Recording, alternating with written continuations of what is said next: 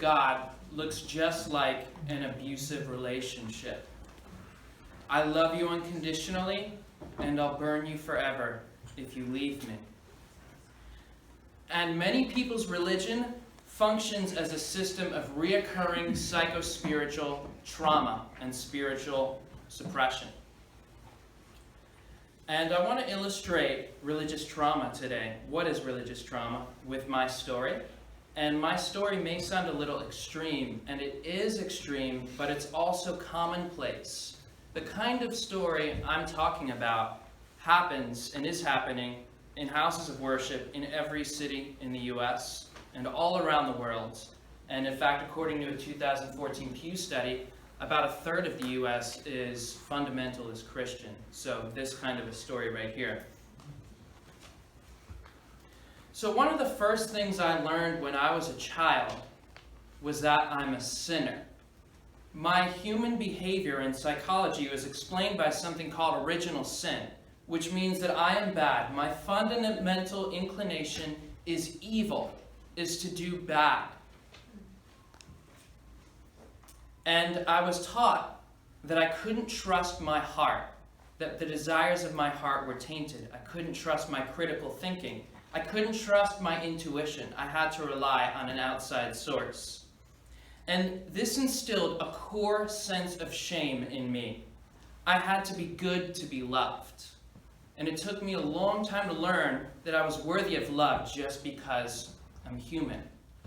But I was guilty of a great unforgivable crime, I learned, and that crime was being born, was being a human being. I deserved punishment in hell forever. And think about this. This is completely contrary to instinct. What mother, upon seeing her newborn child, says, "Look at this wicked thing that deserves punishment. How evil is this thing?" Doctrine of original sin. So I developed a chronic low self-esteem because of this deep identity shame. And this was a narcissistic wounding for me. My best was never enough in religion. And not only did I have to be good, I had to be perfect. I had to develop a grandiose self-religious image in order to please God. But I never could, according to God. And I had to ask Jesus into my heart. Have any of you asked Jesus into your heart before? Okay, probably some of us. But I was taught to ask Jesus into my heart, to have a foreign entity possess me. What is the psychology of spirit possession? What does that look like psychologically? The Bible taught me that I was God's slave. I was dead to myself. The life I lived in the body, I no longer lived for myself. I lived for God. And my body was a temple. I was not my own. My consent was taken away from me, from my physical body. I was a temple of the Holy Spirit. Spiritual slavery, identity theft. And perhaps our primary caregiver is our connection to the divine, or our core humanity. So I developed an anxious, preoccupied attachment style with spirituality. And it took me a long time after leaving my religion to learn how to reconnect and to trust my intuition, the true voice of God. So as I was learning how to walk as a young child, I was also being indoctrinated to fear eternal torment in hell. And we would sing songs, we had devotions at our houses, we had plays depicting graphic images of people burning in eternal fire. So there was a constant reinforcement that my physical and psychological safety was in constant danger. Hellfire PTSD. Most people I know who leave fundamentalist religious systems suffer often for years with flashbacks, violent intrusive images of hell, and especially when they're questioning their religion. And just think about this. This level of fear drives the spiritual practice of hundreds of millions of people on our planet today. So I developed a superego the size of God. I was trained to police my thoughts constantly, that the all-seeing eye of God was always looking at me to see if there was any unsanctioned way, crimes of thought and crimes of emotion. mind control. And my mind became a dangerous place for me to live, because my very thoughts and desires could put my soul and psychological welfare in danger of hell. So I developed an obsessive thought process, constantly scanning my mind for unworthy ways, and a compulsive spiritual practice of confession, church attendance, service, good works.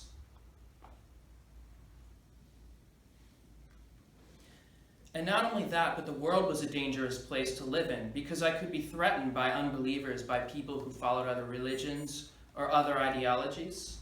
They could also put my soul in jeopardy. So this was a paranoid way of relating in the world.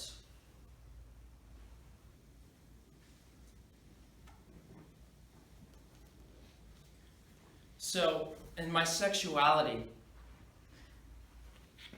total sexual repression, Jesus taught me, the historical Jesus on the Sermon on the Mount, he said that that if I lust after a woman, I've committed adultery with her in my heart. It's better for me to lose a part of my body, to cut off a part of my body, than for my whole body to burn in hell. So I was neurologically wired to associate sexual fantasy, masturbation, pornography, anything with eternal torments. What does that do to the sexuality of a human being? And puberty was an absolutely miserable experience. I mean, it's already hard enough, right? Why do you have to bring this whole judgment thing into it?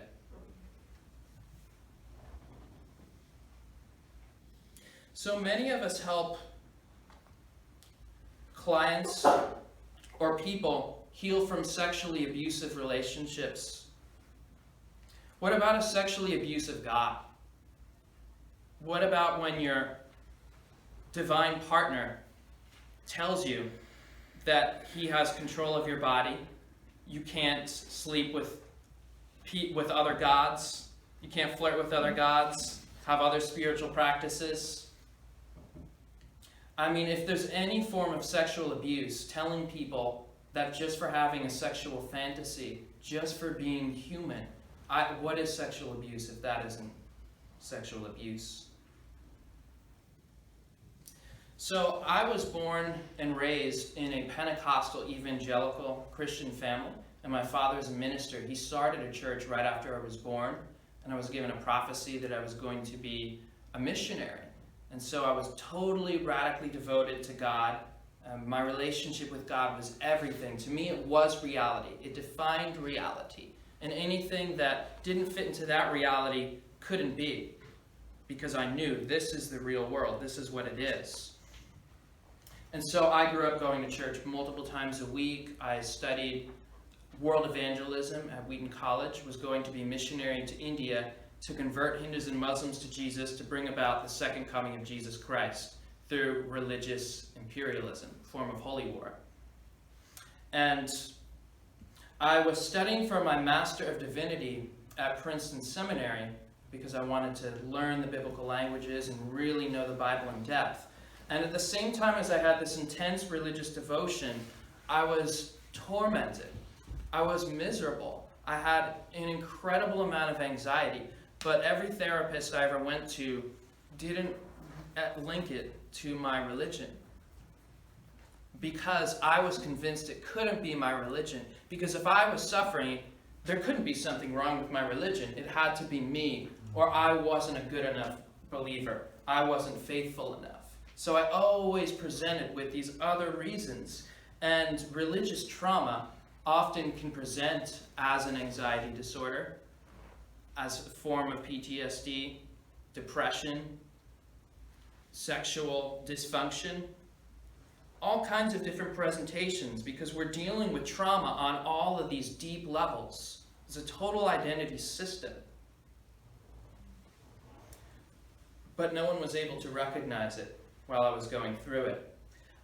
So as I began to take my mental health seriously, and in my desperation to be free from anxiety, because this hell teaching and this obsessive compulsive thought cleansing purification had given me an anxiety disorder, I quickly began to see that the Bible itself was the source of my psychological distress. And I had a slow, painful, rude awakening. I never imagined in a million years that I would leave or question or anything. But there were periods of denial and questioning and fear and pulling back and trying harder, being more religious. And no one ever knew because I couldn't confide in my community. My counselors didn't understand what I was going through. And I definitely didn't want to go to the atheists or the spiritual people.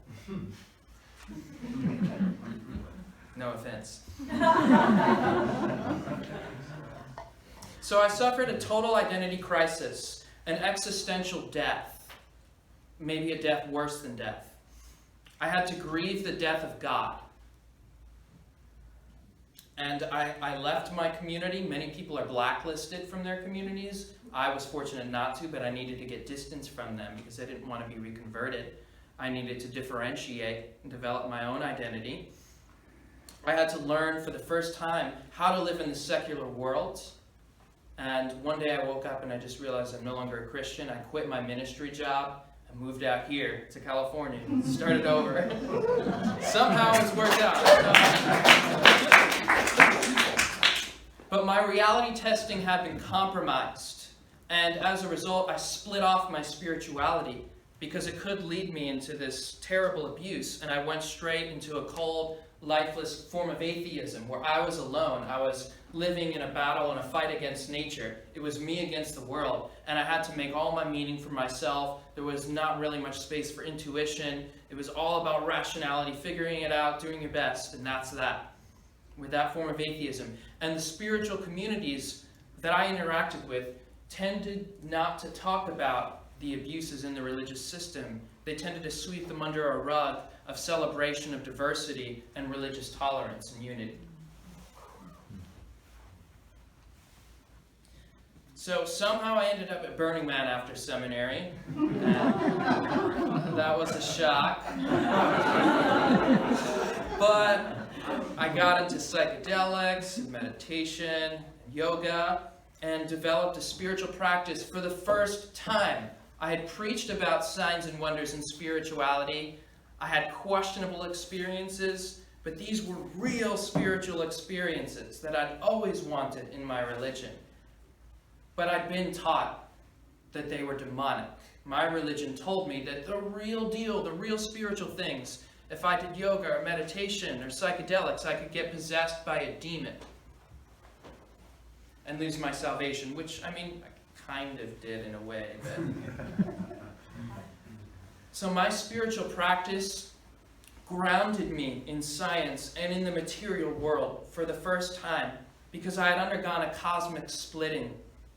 Before this, the material world was the source of suffering and evil, and it had to be transcended. There was a supernature, the supernatural, and the natural realm. And we'd kind of get over the natural one day and be free of this bodily, sexual pleasure stuff and eternally be in heaven.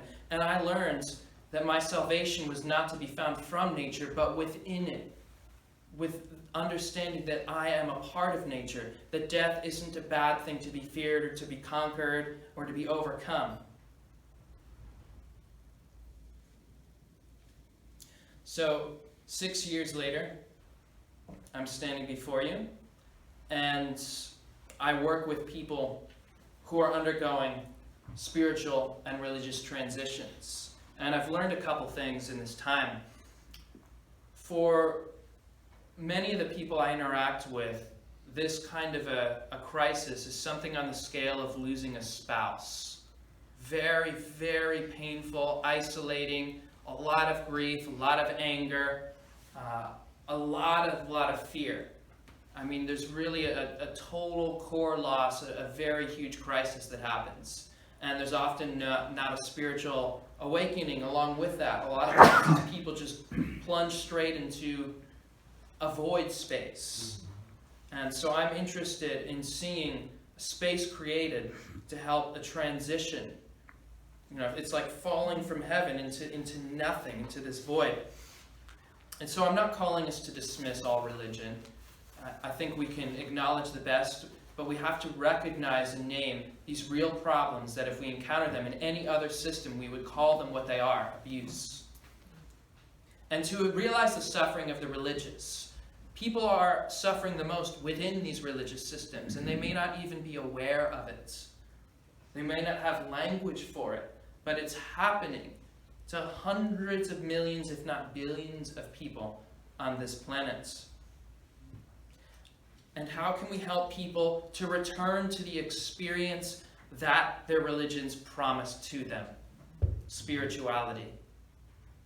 So I have a blog, it's called lifeafterdogma.org. I have many, many articles on the specifics of religious trauma and spiritual transition, lots of talks, good content. If you want that, sign up to my email list. I do talks and workshops. One of them is reclaiming sexuality from religion, which is a huge issue in itself. So, thank you so much.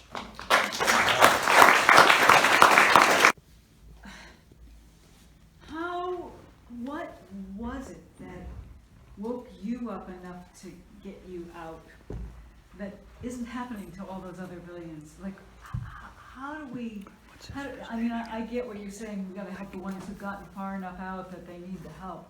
But can we back up to where they're still in the abuse, and how do we help people get out? Yeah, I think a lot of it is through exposure and relationship. Now looking back, I can see how I was questioning for many, many years. So like hell and the approach to homosexuality never really sat right with me, but I had a way within my framework of explaining it. Like I had these ready-made answers for that. But if I really talk with you, you'd probably be able to get a sense that it was a little uneasy. But there's stages that people go through, often over the course of years. But maybe recognizing suffering and also curiosity. Like people want spiritual experiences and they love talking about that they've heard about them. But it's hard. That's $1 million question. Are you accepted by your parents? Yes. Yeah, they're great people. I mean, they believe that that this is all going to end up being a testimony.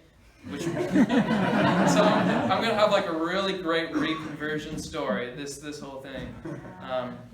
But I mean, that's kind of how they have to, because either they believe that or they have to deal with the knowledge that their son is going to be burning in hell forever, which I'd imagine is an incredible level of pain for them. Did you want to encourage religious people to not be religious, or like I myself was religious and now I'm not, and I'm pleased, but at the same time I'm a little hesitant to kind of destroy this delusion, if I may, that may or may not be very comforting for people. I'm wondering how you make sense of that. It's tough. I mean, I kind of look at it like what's effective, and recognizing that I have to work with a process, with a person, because people aren't really in it because it makes sense. It's not an intellectual endeavor. It's primarily about survival, community, sense of acceptance, love, all those kinds of things. So the intellect comes way, way later. Right. I think that some religions we might be better without, but I'm happy if people are growing and doing things that are healthier. So I take a kind of pragmatic approach too, and trying to push people definitely tends to backfire.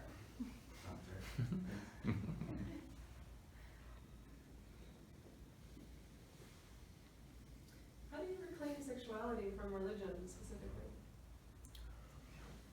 Self-love. Which also has to do with the sense of original shame and sin, but self-love, non-judgmental awareness, which is also the opposite of a system of judgments. But yeah, that's a 2-hour talk. Yeah, it's on your blog, so I know. Yeah? Stop. Okay.